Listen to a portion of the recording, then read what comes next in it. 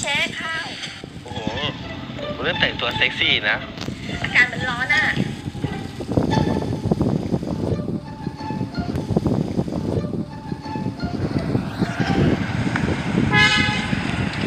เช็คเคยขับเบนซ์เปล่า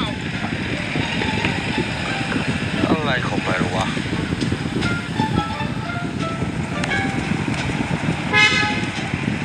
เช็คมึงเคยขับเบนซ์เปล่าไอ้ห่าเขาแค่เบนซ์อะมีน่าอวดวะเช็คมึงเคยขับเบนซ์เปล่าไอ้กูว่ามึงปัญญาอ่อนเลยไงว่าขับเบนซ์แค่เนี้ยอวดอะไรเยอะแยะหรอไม่ใช่กูจะถามว่าเบรกมันอยู่ไหนกูหาไม่เจอจบไปเรื่อยๆเลยเดี๋ยวนั้นมันหมดมันก็จอดอะไรเงี้ย